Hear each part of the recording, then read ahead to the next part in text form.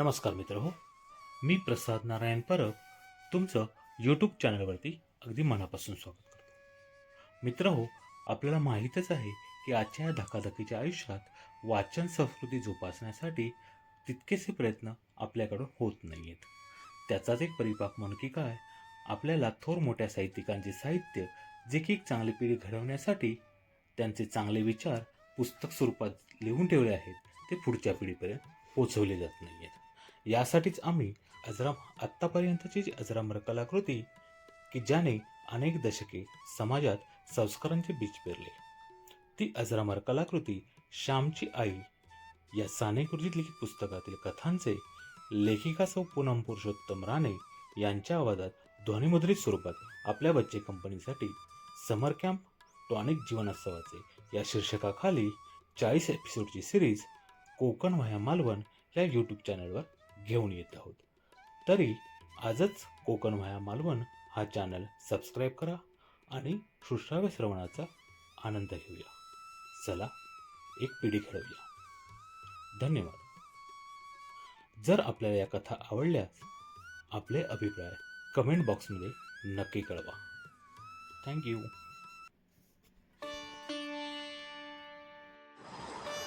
नमस्कार, मी पूनम राणे. श्यामच्या आई आई या पुस्तकातील कथाकथन आपल्यासमोर करणार आहे. सुरुवातीला प्रारंभ. पुष्कळ वेळा मनुष्याचा मोठेपणा त्याच्या आईबापावर अवलंबून असतो. त्याचे पुढचे बरे वाईट जीवन त्याच्या आईबापावर अवलंबून असते. त्याच्या बऱ्या वाईटाचा पाया लहानपणीच भरला जात असतो.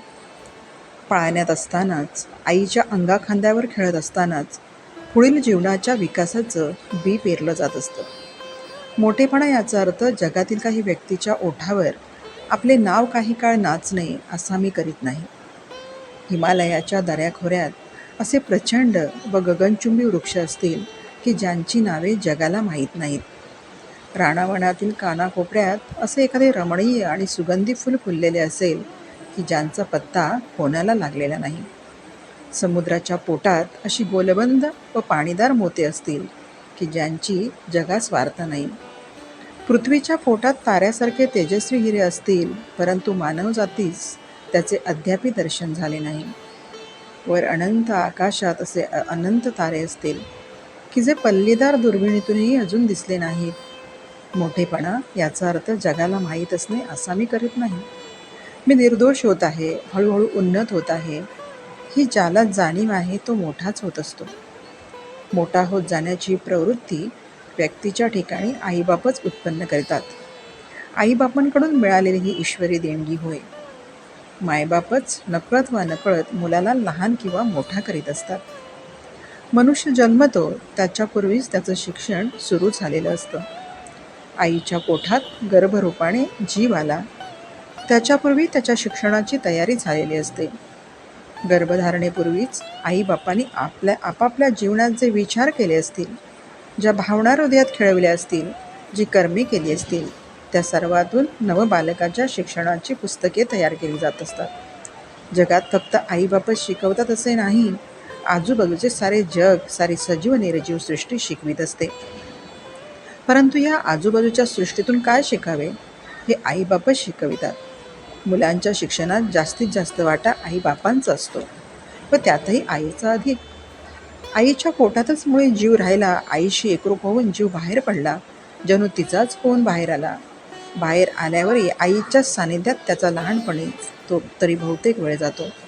तो आईजवळ हसतो, आईजवळ रडतो, आईजवळ खाणे पितो, आईजवळ खेळतो, खिंदळतो, झोपतो, झोपी जातो. आईजवळ त्याची उठबस सुरू असते. म्हणूनच खरी शिक्षणदात्री आईच असते. आई देह देते आणि मनही देते. जन्मास घालणारी तीच, ज्ञान देणारीही तीच. लहानपणी मुलांवर जे परिणाम होतात ते दृढतम असतात. लहानपणी मुलांचे मन रिकामी असते. भिकाऱ्याला 4 दिवसाच्या उपाशाला ज्याप्रमाणे मिळेल तो बरा वाईट घास घेण्याची धडपड करावीशी वाटते, त्याप्रमाणे बालकाचं रिकामी मन जे आजूबाजूला असेल त्याची निवडानिवड न करता अधाशासारखे भराभर त्याचा संग्रह करीत असते. अगदी लहान 2-4 महिन्याच्या मुलाला जर बाहेर अंगणात ठेवले तर आजूबाजूच्या हिरव्या हिरव्या झाडामाडांचा त्याच्या मनावर, त्याच्या शरीरावर इतका परिणाम होतो की त्याचा मनासही रंग येतो, असे बायका म्हणतात. याचा अर्थ एवढाच की लहानपणी मन फार संस्कारक्षम असते. मातीसारखे, मेणासारखे ते असते. द्यावा तो आकार त्यांना मिळेल. आईने तेलकट खाल्ले तर मुलाला खोकला होईल. आईने उसाचा रस, आंब्याचा रस खाल्ला तर मुलाला थंडी होईल. त्याप्रमाणे आईने मुलादेखत आदळा आपट केली, भांडण केले तर मुलाच्या मनास खोकला होईल. परंतु ही गोष्ट आया विसरतात. आईचं बोलणं, चालणं, हसणे, सवरणे, मुलाच्या आसमंतात होणाऱ्या आईच्या सर्व क्रिया म्हणजे मुलाच्या मनाचे, बुद्धीचे, हृदयाचे दूध होय. मुलाला दूध पाजताना आईचे डोळे मत्सराने लाल झालेले असतील तर मुलाचे मनही रागीट होईल. अशा प्रकारे मुलांचं शिक्षण हे मातेवर, पित्यावर, आप्तेष्टांवर, सभोवतालच्या सर्व सजीव निर्जीव सृष्टीवर अवलंबून आहे. मुलांच्या समीप फार जपून वागावे. वातावरण स्वच्छ राखावे. सूर्यचंद्रांना माहीत असो वा नसो, त्यांच्या किरणांनीच कमळे फुलतात. ही गोष्ट खरी. आईबापांना व इतर लोकांना माहीत असो वा नसो, त्यांच्या कृत्याने मुलांच्या जीवनकळ्या फुलत असतात. हे खरे. सूर्यचंद्राच्या किरणांप्रमाणे मनुष्याचे व्यवहार, आईबापांची कृत्ये स्वच्छ, सतेज व तमोहीन अशी असतील तर मुलांची मने कमळाप्रमाणे रसपूर्ण, सुगंधी, रमणीय व पवित्र अशी फुलतील. नाहीतर ती किडीने खाल्लेली रोगट, फिकट, रंगहीन आणि पावित्र्यहीन अशी होतील. मुलांचं जीवन बिघडवणे यासारखे पाप नाही. स्वच्छ झऱ्याचं पाणी घाण करणं यासारखे पाप नाही. मुलांजवळ राहणाऱ्यांनी ही गोष्ट सदैव लक्षात ठेवावी.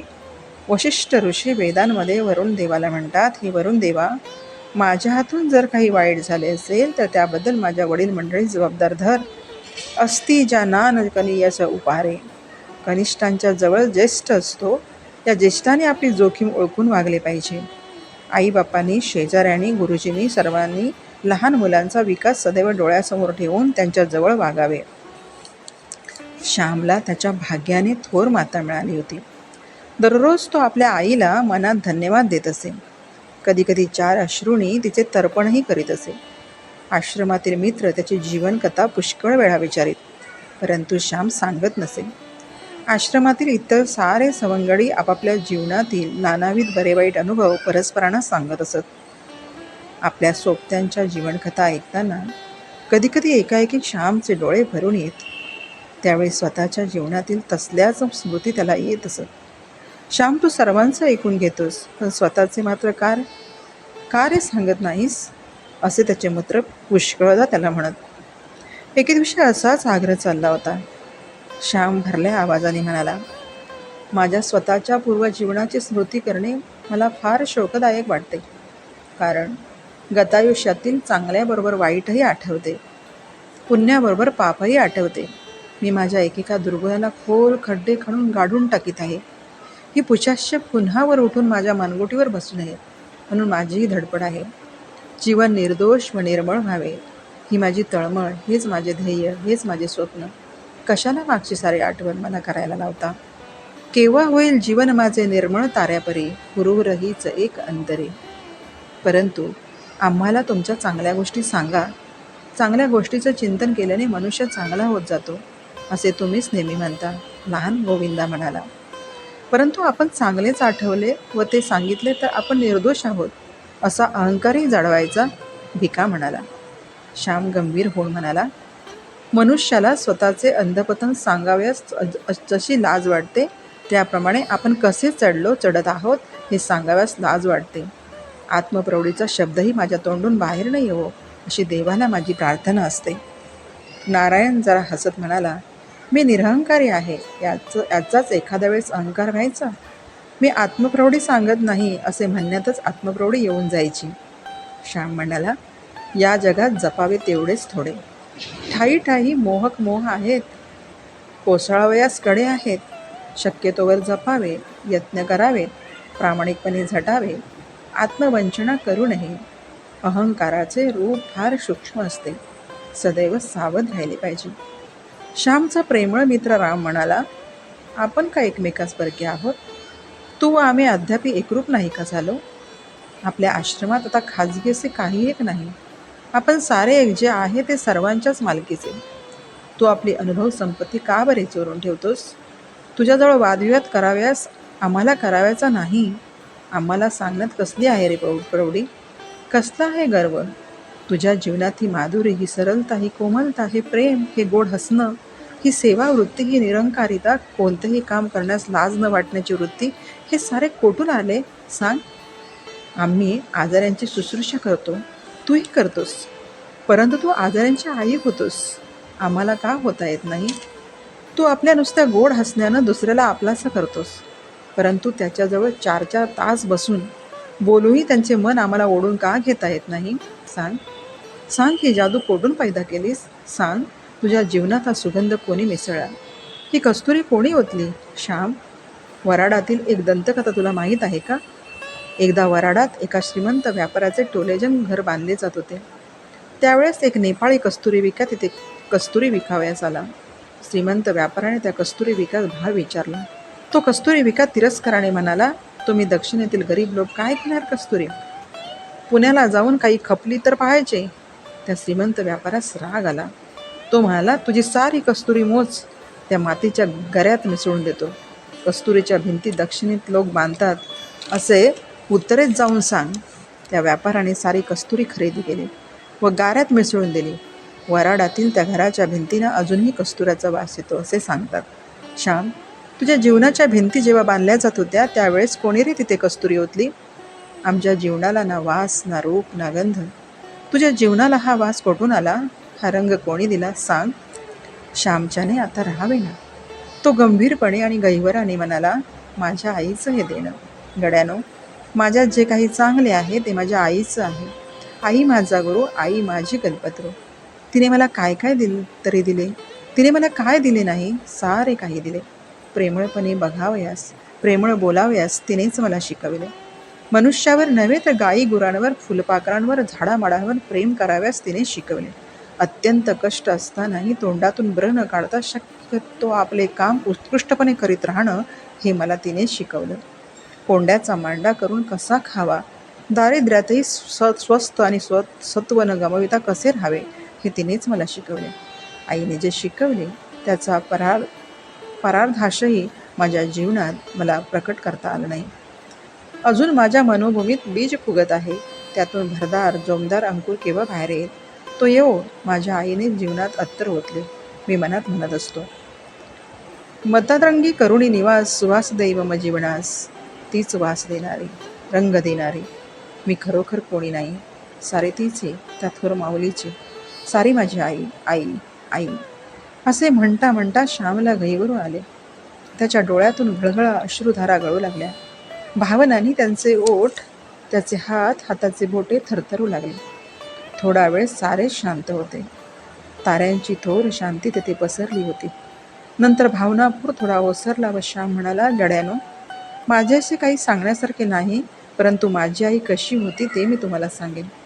आईचे गुणगान करून हे ओठ पवित्र करेन. आईच्या आठवतील त्या गोष्टी सांगेन. तिच्या स्मृती आळवीन. रोज रात्री एक एक प्रसंग मी सांगत जाईन. चालेल का? हो चालेल, सारे म्हणाले. राम म्हणाला, देवाला मागितला 1 डोळा, देवाने दिले 2. गोविंदा म्हणाला, रोजच सुधारस प्याव्यास मिळणार, रोजच पावनगंगेत डुब्यास मिळणार. धन्यवाद.